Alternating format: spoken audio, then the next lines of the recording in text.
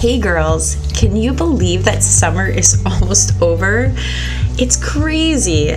Well, I don't know about you, but we're coming out of just an amazing summer filled with ice cream and fraps and nachos and just all the summer things. And it is time to kick it into fall gear. For my family, that means getting back into a routine, heading back to school, lots of conferences, and just an overall full calendar. So we've talked to you about Prep Dish before. Let me tell you, I am counting on them more than ever as we head into this fall schedule, keeping my family healthy, but also keeping variety in our meal plans. So prepdish.com/heygirl. If you've never tried it, go and get your free trial. They will email you your meal plans. You'll get to choose from paleo or gluten-free, and they have dessert options. They give you your whole shopping list, and you get to take that shopping list, go buy your groceries, and then they have all of the recipes. It's easy prep, and honestly, it saves me so much time every single week that I use them. So I'm excited for Prep Dish this fall as my family shifts gears into the fall, making healthier choices with our eating because we all could use a few more vegetables in our diet. And I'll hope you join us. prepdish.com/heygirl. Check it out and let me know. I would love to know what your favorite meals are, and I'll share some of mine.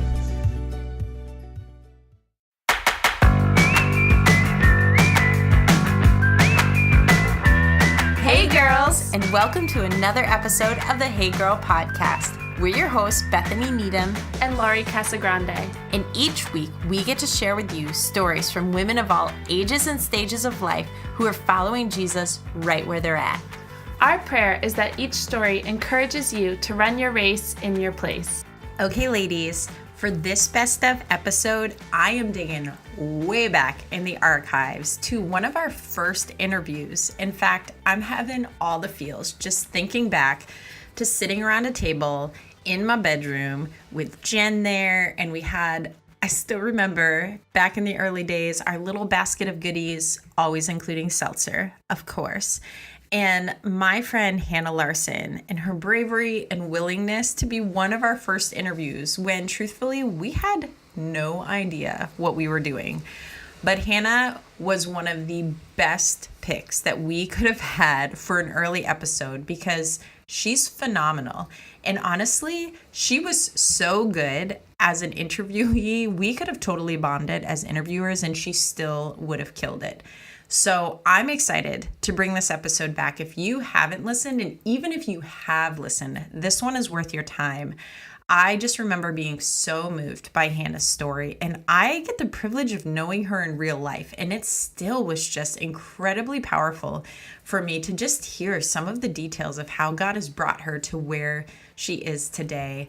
I love Hanne. Everyone that I know that knows Hanne loves Hanne. So I know that you are going to thoroughly enjoy this story. Without further ado, let me introduce you again to my friend, Hanne Larson.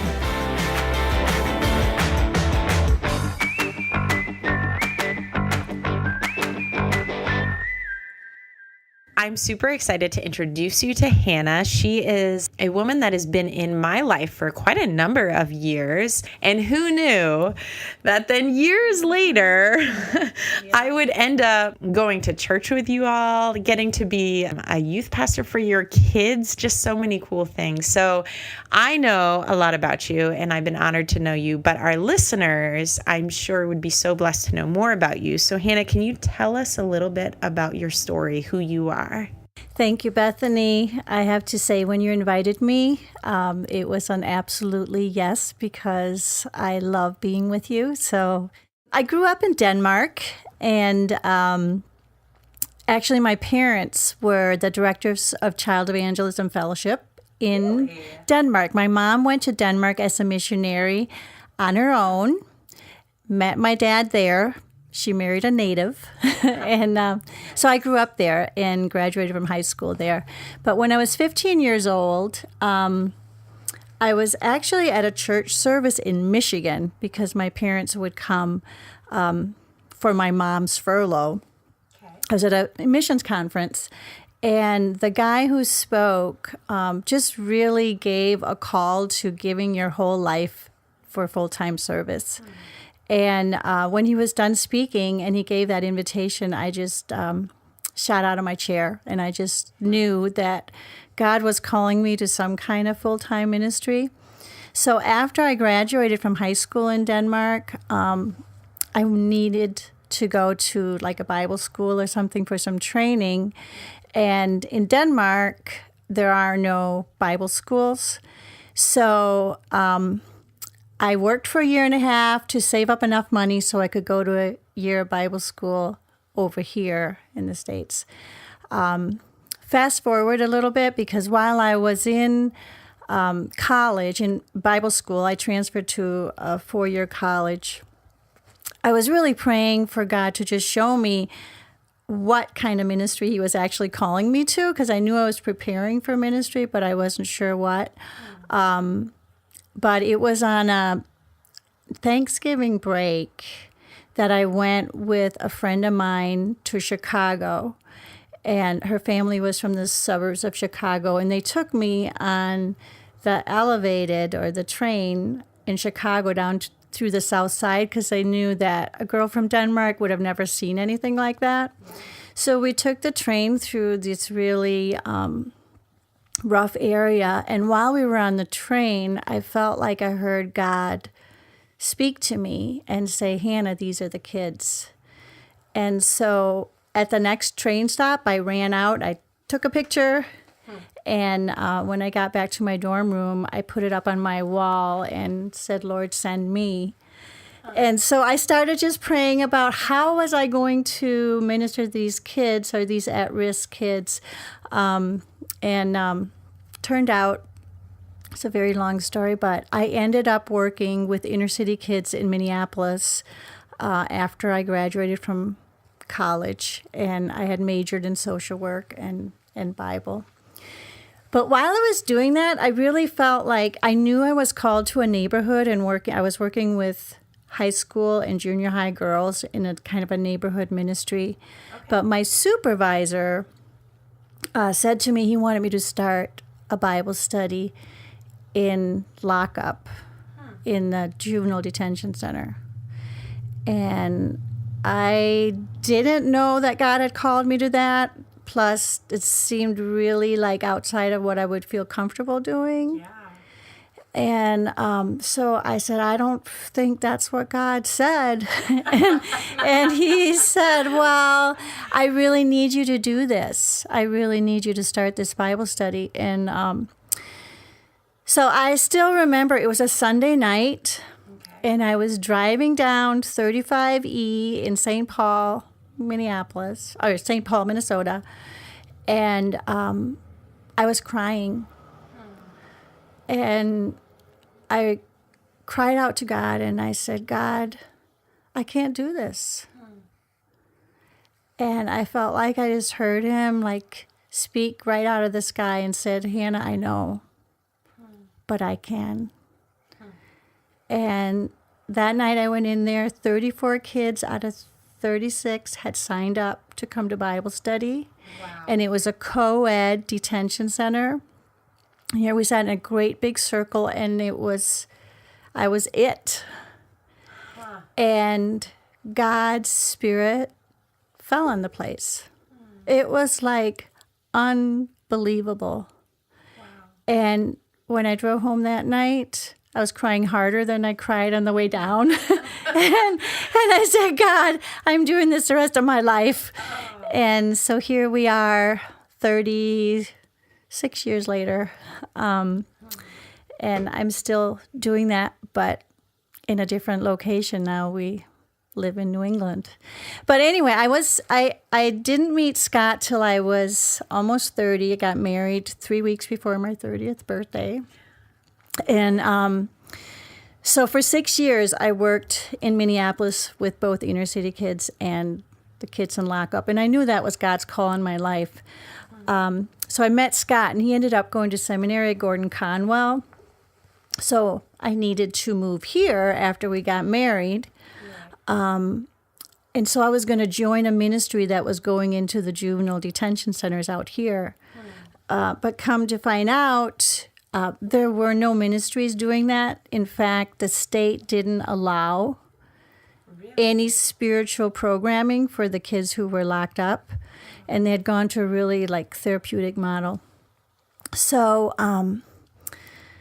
God's timing was absolutely, of course, perfect, because a month before I moved out here, a guy had been hired to try to get volunteers into the system for the juveniles, because they had kind of let everybody, kept people out because they just wanted the therapist with the kids. But they had hired a guy who still had not gotten any volunteers. So I got to actually meet with him, and I said, I can help you get volunteers into the system, and I'd like to start by doing a Bible study. And he said, you can't do a Bible study, but you could maybe do, some tutoring or something. I said, well, we have connections with churches, even though I didn't have too many right then, but, talk a big game. Help get people into, and so anyway, he said, well, I'll set up a meeting for you to meet with a treatment director. This was in Westboro detention, secure detention for boys. And I went and met with him and shared with him that I'd like to start a Bible study for the guys, and he said, well, you're going to use the Bible? And I said, yes. And so he said, I don't know. He said, maybe, we could call it something else, because I don't think any guys will come if we call it a Bible study. And so I said, well, how about we start calling it a Bible study, and then if nobody shows up, we can change the name. So that next week, he was allowing me to come in, and it was a small detention center for 15 boys, and 12 out of 15 had signed up for Bible study. So that was really the beginning. This is now 30 years ago, actually. July 10th, it'll be our 30th anniversary. And since then, God has just opened amazing doors. All over Massachusetts, all over New England, and now way beyond New England. I love that. I'm getting like goosebumps every time you sing when you start a Bible study. I know. Just awesome to hear how God moves, and it's like most of those kids. Talk about like revealing a need in kids who are just searching. Yeah. But so I know, because I know you, and I actually probably don't know all the details of this story, but your ministry definitely expanded beyond going into prisons. And I know vaguely of a house that you lived in. Could you tell our listeners a little bit more about that side of what you did? Yes. So about 4 years into it, at the time, Scott and I didn't have children. And in fact, we didn't think we were able to have children. But we started seeing guys and girls, but there are way more guys locked up than girls, who really had a transformational experience with their faith in God and really wanted to grow in their faith. And then they would get out and they would just struggle, and there was not the support that they needed. So we always tried to kind of hook them up with somebody, but we remember especially a boy, his name was Thomas, and he was 16, and he had really given his life to Christ, and he was going back actually to Cambridge and had come to us and said, I really want to go someplace where I can grow in my faith, and because I know if I'm going to go back to my same neighborhood, I'm not going to make it. And so we said to Thomas, well, we'll look into something. And so we actually started making phone calls if there was like some kind of a group home, some kind of a place that a 16-year-old boy could go. And there was actually nothing in New England where someone under 18 could go like that. And so we went back to Thomas and said, we'll try to connect you with the church, we'll pray for you. So Thomas got out, and it was like 2 or 3 weeks later that we were going up in the elevator to the detention center, and the staff said, did you read about Thomas?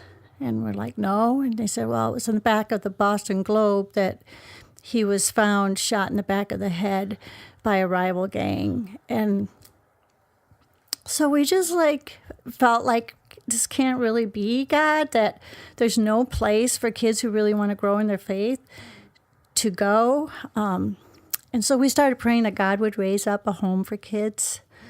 And he ended up saying, you guys are the ones. And so God provided in incredible, miraculous ways. He provided a home in Westboro for us to take in boys that came out of lockup. So we could have between 5 and 7 boys at a time. And we did that for 9.5 years. Wow. Yeah. And while we were there, we had 2 babies, which was so amazing because we would have never in a million years thought it would be a good idea to have that home if we had had babies. And so God, in his amazing wisdom, had us not have them before. And then when we had them, realized, oh my goodness, they were such a gift to the home, because there was something about having the boys hold the babies and just them feeling like we trusted them, and it'd break down barriers. And sometimes when things were tense, which they sometimes got, there's nothing like a little kid to kind of break the tension. So it was really an amazing thing. It's like live little stress balls. I know. Relieve everyone's stress. Yeah. And I am very blessed to know those 2 babies that are not babies anymore. And we won't totally embarrass them on a podcast and lay out their lives. But I just know from where I stand, and I mentioned at the beginning, but I've had the chance to have both of your kids in student ministries and watch them grow. And it's amazing to me now, they both graduated high school.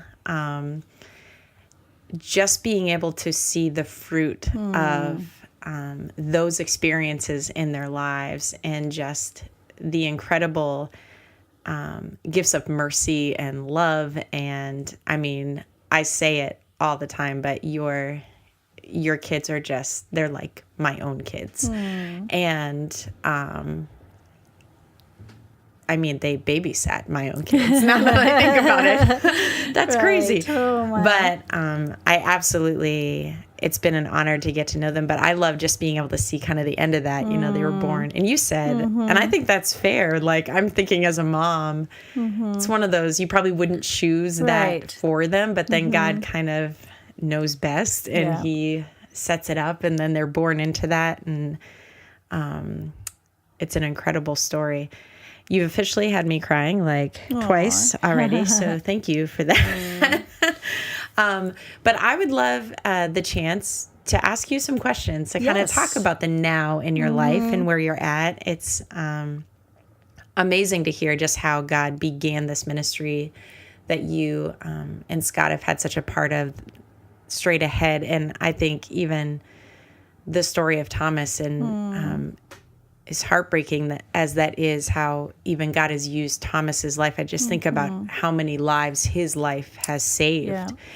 And I'm probably most emotional because I just think, obviously, my own brother, it hits close to home that what it meant for him. Man, I am going to be choked up. What it meant for him to have that chaplain in there in just really dark year. That was a dark time for him, and for somebody to just invest in him and love him. And as a sister, and you just want your siblings to be okay, and to know that there was someone in a place that we couldn't be there with him, just loving him like Jesus loved him and pointing him back to Jesus.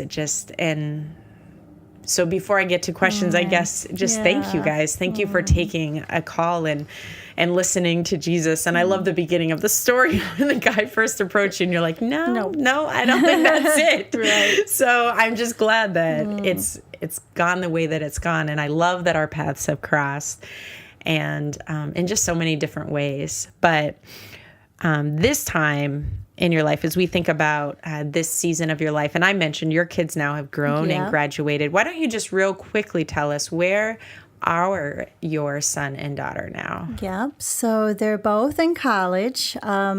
Sarah's in Chicago, and she's graduating in May with a nursing degree. And is hoping to eventually end up in India. She went in January and will go again this summer. But that's really been her heart, to do nursing in a place like that. But for right now, she'll stay in Chicago and get some experience and that. But really has a heart for God and for people. And David is also graduating in May. He was speeding up the process and is graduating in 3 years. Which is a pattern for him. Yes, this he graduated early from high school too. But God really actually used the very first mission trip that he went to with Bethany, you, other Bethany. to Maine, and God called him out in a church basement. And gave him the verse, "No eye has seen, no ear has heard what God has prepared for those who love him and are called according to his purpose." And he actually ended up getting it tattooed on his shoulder. But it was really, David was 14 and was struggling. And I know he shared a lot with you and really felt alone. And he was very bullied through school. But it's the first time that he really felt God calling him out and saying, "I know you, David, and I have something for you, and you have no idea." And that was really the beginning for him. But then God has continued to really form that in him, and especially a heart for those who've been the most outcast, because that's how he felt growing up. And he actually says that he feels like when he first saw actually the Boston bomber and his face on TV, that his heart just went out to him, even though that seems kind of a little bit crazy. But there was so much, he felt like there was so much hatred, and God just really put in his heart to minister to young guys who are being recruited to ISIS. So he's actually moving to North Africa and is going to do work there. Wow. Yeah. That's incredible. So David heading out on the mission field, Sarah going into nursing, which means mom and dad have an empty nest. Yes. And the birdies are gone. But a quick question for you. Just in regards to your kids, like you mentioned, neither of those places are close by. And even just the little bit that you're able to share about David, that's not necessarily what parents would define as a safe destination. How do you do that as a mom? Like, how do you release your kids and just send them to where, like you mentioned, I'm just thinking about your call, and I don't know your parents, but I can imagine when you first called home to say, "Oh, by the way, I'm going to go into lockup and minister to kids in lockup." And now here you are as mom and your kids, your son, "By the way, I'm going to go minister to young men being recruited for ISIS." Yeah. That's huge.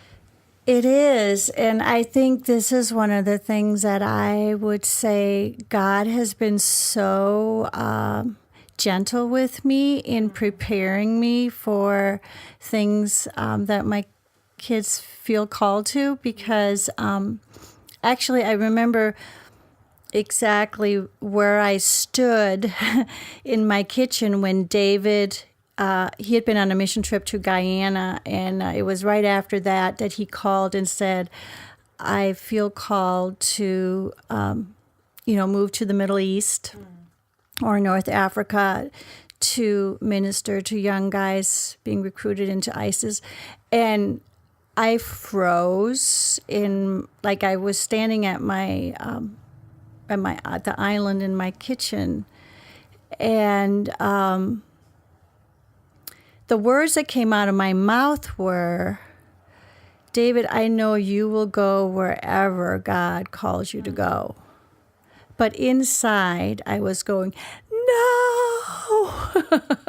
I was screaming inside. And I went to bed that night feeling a little shaken. I don't think David had any idea. And then the next morning, literally on my couch with God walked me through the Abraham and Isaac story in such an amazing way that I actually got to right there on my couch offer him up, and then God provided a ram in the joy he gave me. Like, it was like unbelievable. The joy and excitement, which doesn't always come like that, but as I laid it down and I got out my laptop and was like researching places and ministries he could go with, so it was just like, and I haven't honestly had at all any fear since. And he was in North Africa last summer, and I can't even like grab fear but not that it won't ever come, but God really gave that as a gift. That's incredible. I love it. So with David in North Africa and Sarah for now in Chicago and soon in India, which I am actually praying that she will adopt many, many Indian babies. Yes. So you and Scott, you're here. What's going on now for you? What does this season look like for you? Yes. So this is definitely a season of transition for us. Yeah. So the ministry has been 30 years. Wow. And we are not as young as we used to be, and really very deliberate about seeing God raise up the next generation of leaders, which is an amazing thing. And at the same time, a kind of a destabilizing season a little bit. So for me, I've been so very involved in every part of the ministry, and knowing that I need to take a little bit step back to make room for others is a really, really amazing thing. And yet when insecurity comes up in me, I don't always know how to do the dance. And so there are days when I feel like, I'm just going to stay away. Which is not what God has called me to do. But that's, out of insecurity, like, because it's uncomfortable to do the dance. So I'd rather maybe, I'm going to do something. I'm just going to stay home. But then, I think what God has really called me to, are you willing to stay in, even if it is uncomfortable, and learn how to give and take and, be available for people, but not, be the one running the show necessarily. So I don't know if that makes any sense, but it makes painful sense. I'm like feeling that right now. Yeah. Oh, I get that. So that's interesting. That description you're giving of this is a kind of time of, it's not always the same. It's like you mentioned, sometimes it's stepping in and stepping back. Do you have what does a day look like for you in ministry right now? Just the way that things are. It's a very unique stage for me because I have no days that are alike. The things that are the constant for me that I really love and get a lot of joy in is like discipleship one-on-one with younger staff women, especially 2 that have come up through the ministry. That's like the ultimate for me. I love it. And seeing them really step in. I have no trouble stepping back and letting them lead because it's kind of like your kids, right? Yeah. So you're just like, it makes you more excited. And then the other part that's a constant is going into the girls' lockup, which that's one of the most amazing things that I get to do. And just a couple of weeks or a month ago, there was a girl that came into the Bible study, and we were sitting around. The topic was hurts that day, and she was very engaged, really opened up about a lot of hard stuff. But then when the discussion kind of got to a point where it was time to bring out the Bibles, I kind of throw them around kind of the table, and she took the Bible and just pushed it as far from her as she could, and she said, "I do not believe in God." So I just said, you know what, that's okay. Let's, you can just listen in and we'll have, the conversation. So we were talking about the woman at the well that day. And afterwards, we go around and we hug the girls. And when it was time for me to hug her, she stood back and she looked at me. Her eyes were full of tears. And she said, "I didn't believe, but now I think I do." It was just like this most amazing moment. And then the next week, she asked if she could have a Bible. And the third week, she said, "Can I write in the Bible? Can I highlight the Bible?" And then last week, I got to sit down with her one-on-one at her home. She called me after she got out. She's on an ankle bracelet and wants to do a Bible study at her house. Wow. So it's like, those are the things, like if I could just fill my days with those. Yes. Like, love that. But anyway, you asked me what my daily, I don't have normal. I'm in a lot of like leadership meetings type of stuff, but I don't necessarily have to go to the office every day right now. Yeah. So I get to in the morning ask God to give me invitations of what he wants me to step into, which is like a real privilege. So that's good though, because you kind of gave if I could fill my days, this is what it would be. But like any season of life, there's the things that we would all love to fill our days with. And then there are the things that creep in that are maybe not our favorite. So what, for you right now, what are some of the greatest challenges of this season of life? I think it actually is what I mentioned before, knowing how to, well, not knowing how to, but to let go of my insecurity of, I think probably one of the things that I get concerned about is if people think that, Hanne is overstepping or Hannah's doing what she shouldn't be doing. Like, hate that thought, so then I become insecure and am too preoccupied with myself. Yeah. And that's the most challenging for me, is to just be open to maybe even having people think that I'm doing what I'm not supposed to be doing, and be okay with that. Being okay with not being popular. Oh. Kind of like junior high. Yes. It's like you never get out. You never get There's out. always a little bit that follows. Yeah.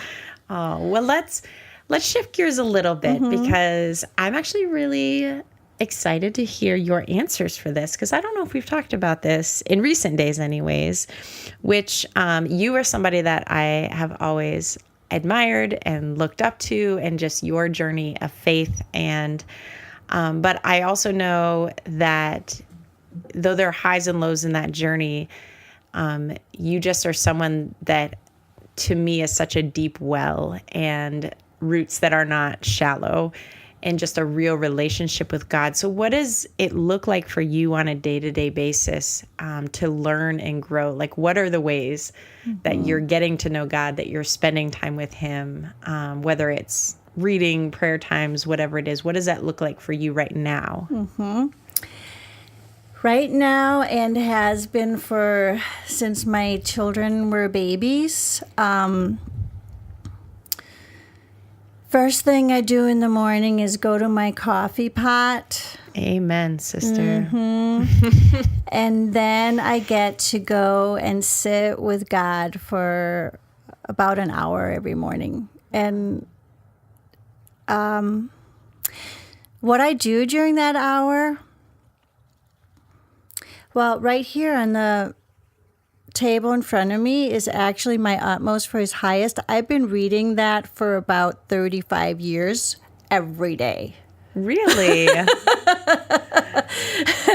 So I always start with my utmost. You would think I have it memorized by now, but there's just nuggets in there that just speaks to me and challenges me. So good. Continually. So anyway, I always start there. And then I go through whatever different seasons of reading through a book in the Bible or other kinds of at different seasons. I've actually gone through the Beth Moore workbooks as a Bible study in the mornings. And do you have a favorite? I'm curious.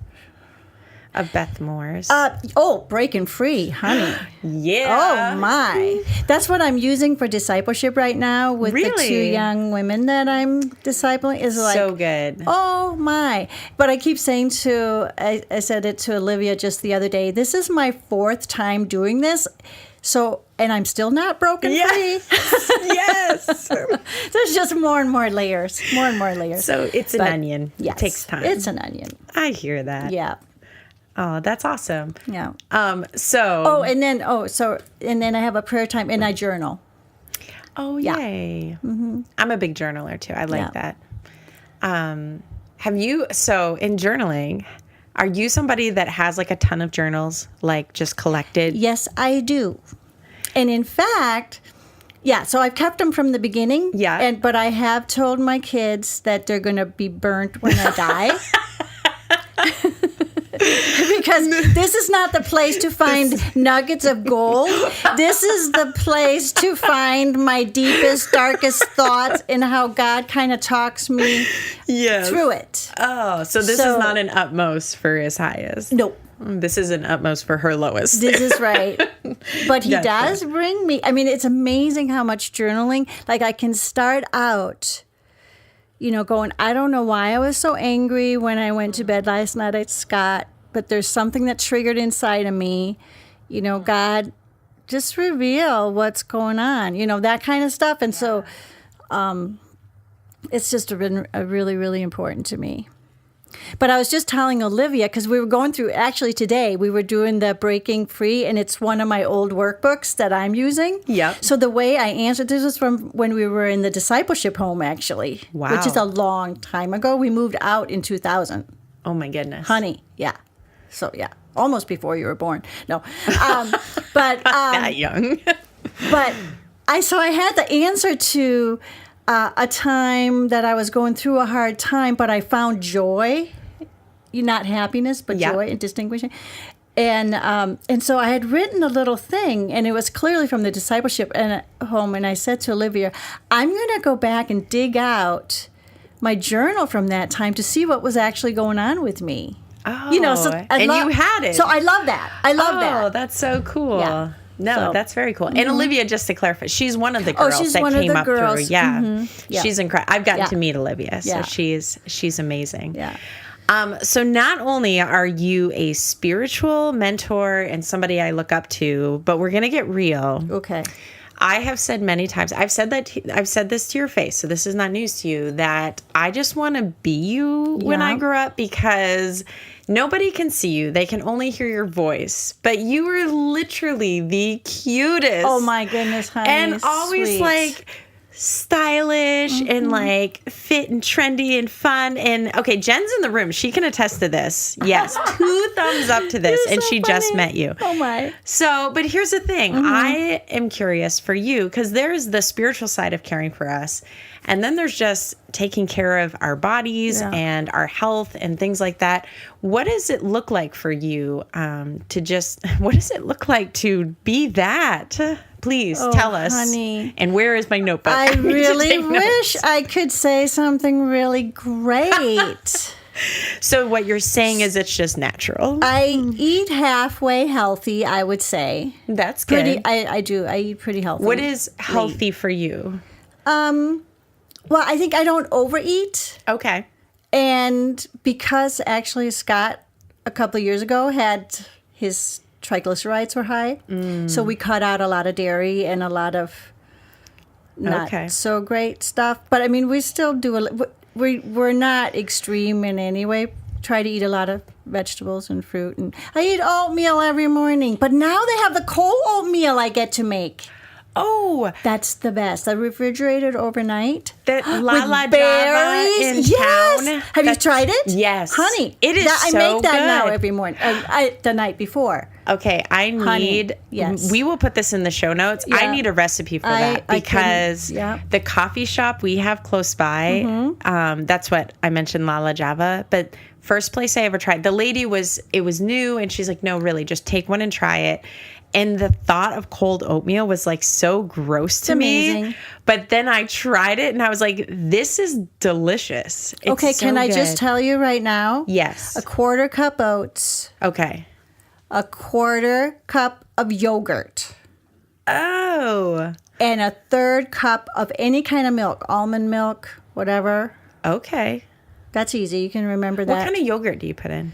I put in vanilla Greek yogurt is what I had today, but it could be any. It could absolutely be any. Okay.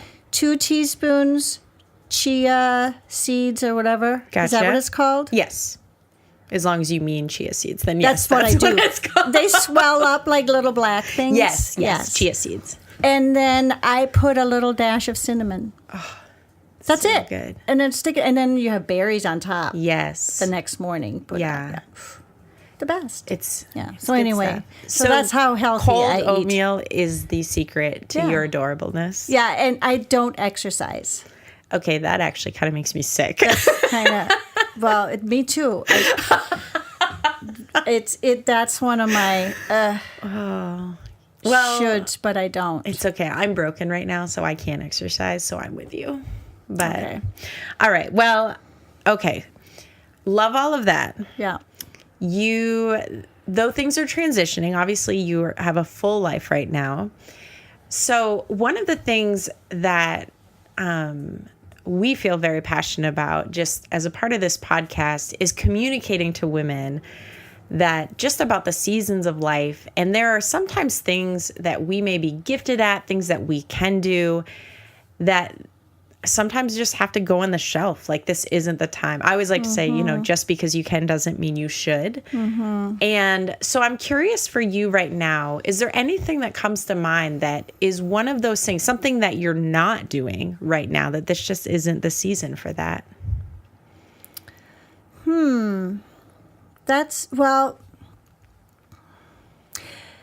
So actually for years, probably almost 20 years, I led a women's Bible study. And I haven't done that now for years, and it hasn't been really the season for it. But I'm starting to feel a little bit of a stirring again. Yes. Because I missed that season, by the way. But it hasn't really been the season. But then I think, too, I really enjoy kind of artsy kinds of things. I actually started out as an art major in college, and it hasn't been the season so much for that. But actually, David said to me, we're moving this week to a lake. And David said to me, Mom, I picture you sitting out there painting. And I was almost like, painting? And then I realized, well, actually, I do enjoy painting, but I have not done that in years. So that might be something. That would be so great. I can't wait to see your lake house. Yeah. And I can attest to your art, and it's kind of a unique way, but the house you were moving out of, you designed and worked with the builder, which is so cool. And the house is amazing. I would try and sell it, except you already did. Yeah. So, and I'm not surprised because it's a beautiful house. So I have one more question. Okay. And this is my favorite one because I feel like it helps you just break down any maybe ideals people have of like, wow, this is just like the perfect woman. Yep. But we all just have those things. And so what I'm wondering for you, when you think about yourself, what is the most superficial thing about you? I would say, I remember I was going to do a talk or give a talk Yeah. at a women's thing about self-image. Okay. And I had been standing in front of the mirror like for a really long time trying to figure out what to wear, Nice. right? And I'm running down the stairs, and I'm running a little bit late, and I'm like halfway down the stairs. I go, no, I can't wear this. I can't wear this. And I'm like, oh my goodness, I'm giving a talk on self-image and where it comes from. It has nothing to do with what you're actually wearing. So I'm just like, so I forced myself to not go back up, that was pretty good. That is pretty good. But those kinds of thoughts, totally like that. That can be hard if you're somebody that does a lot from platform, I feel like. Mm-hmm. Because there's a certain level where you actually feel the pressure to be somewhat put together. So you didn't get to go to our conference last fall, Simply Beautiful. No. But one of the things that was funny, it had to do with the message, but I ended up, for the last session of the day, wiped off all the makeup, put the hair in a ponytail, changed into sweats. And it was really just meant to be kind of this, I was talking about the idea of us just being real for a minute. Like that even at these conferences, when we get up and we talk and we speak, like sometimes people can get the idea that that's just our everyday, that we're just always put together and that it's just not our reality. And so for me, I literally had like my favorite sweats on for that, like the ones I wear all the time. And of course, that would be the thing that at the end of the conference, like so many girls coming up and what it meant for them. And I don't think I realized how important it is to kind of have those moments of, it's not all like the non-Instagram moments, the one where it's not all shiny and pretty. And Definitely. But I love mostly that you were going to talk about self-image. I know. Well, you were just caring a lot about your image. Yeah, which is right.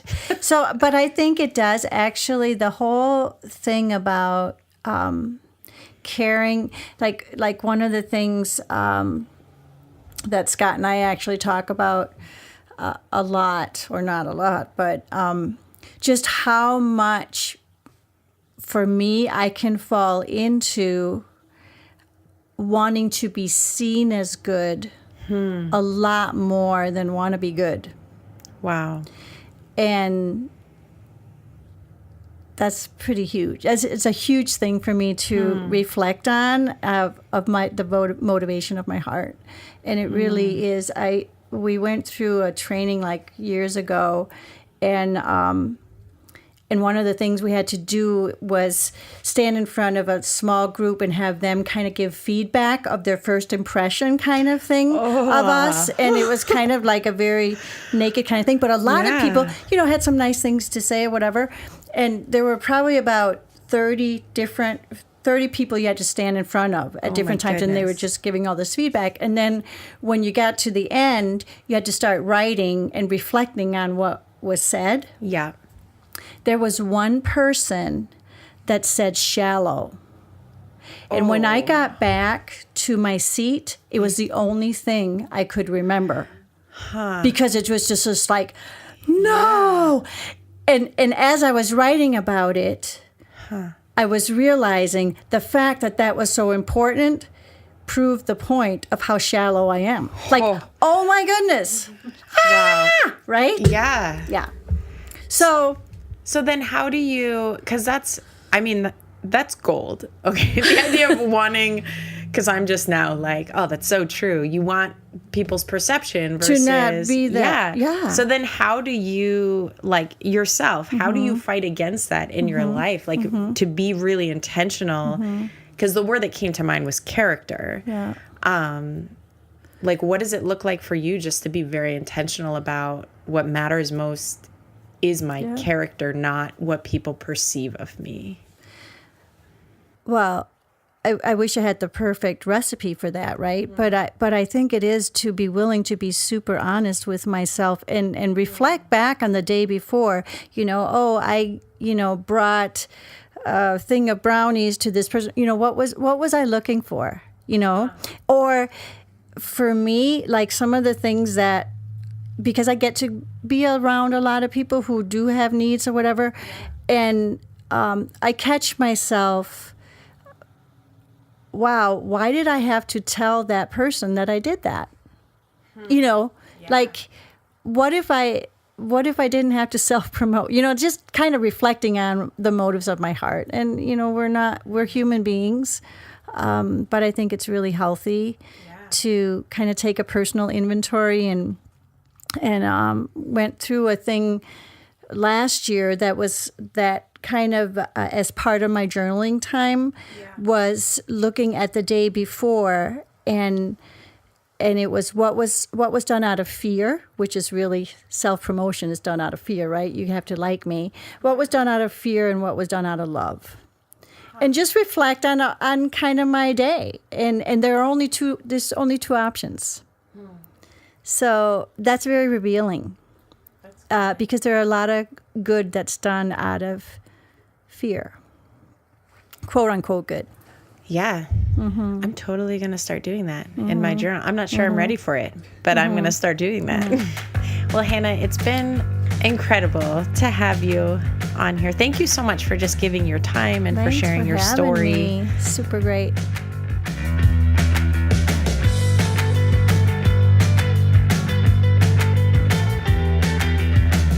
That was my friend, Hanne Larson. And I don't know about you, but I definitely shed some tears during that interview.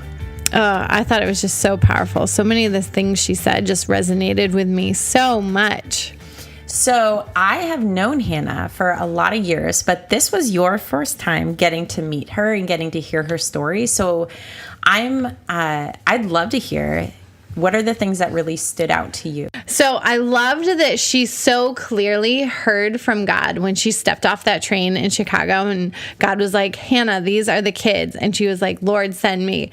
And then how funny and how so true to life when her supervisor wanted her to start that Bible study in lockup, she was like, I don't know if God called me to that. And I think it's so true for all of us. Like, some things were like, oh yes, like this moment, like I look at this point and like God so clearly called me to this.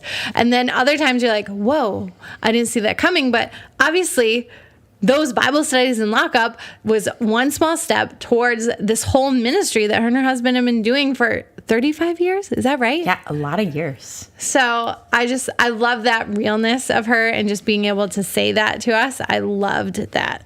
What else stuck out to you? Anything that you learned about her that you didn't know?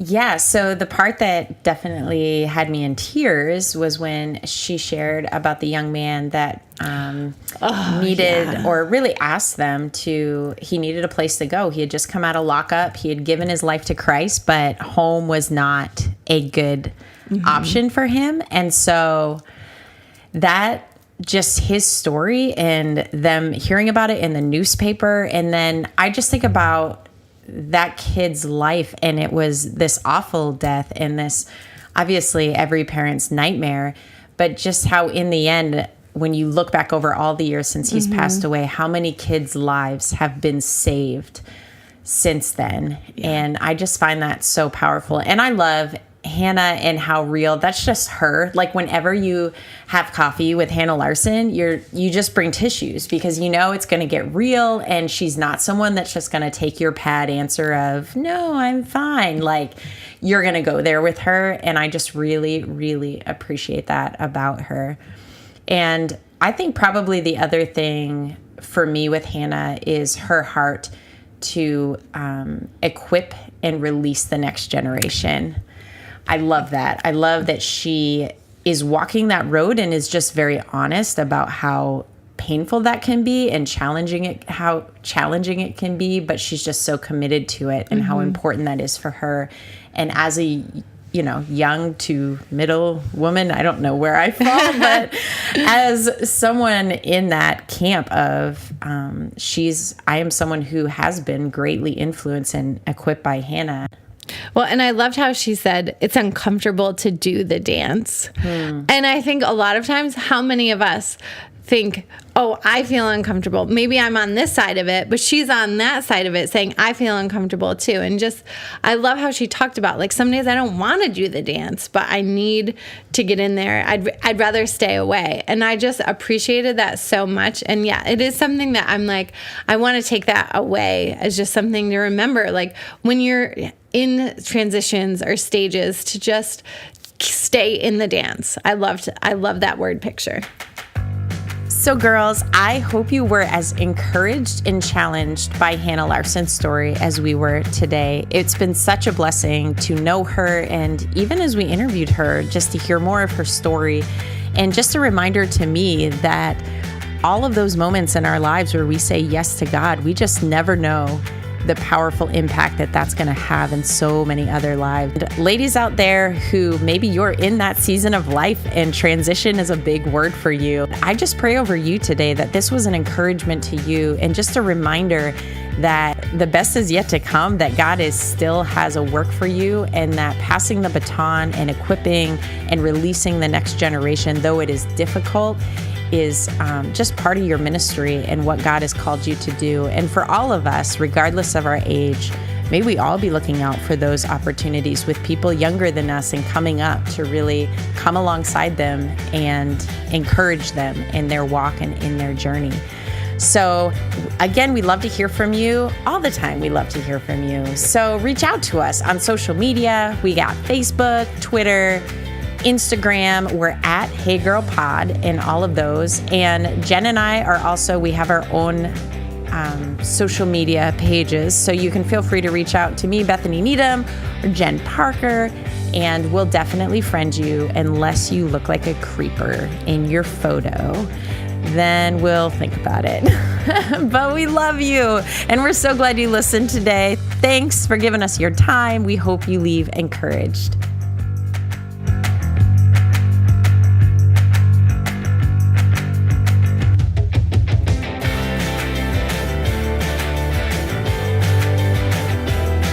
These are the kids. She's like, nope, hold on. Hold on, we got to, hold on. Andy, fix all this. It's okay. You think he can fix it, right? Like, he can stop it where you started, where you talked? Yeah, right? Okay. Absolutely.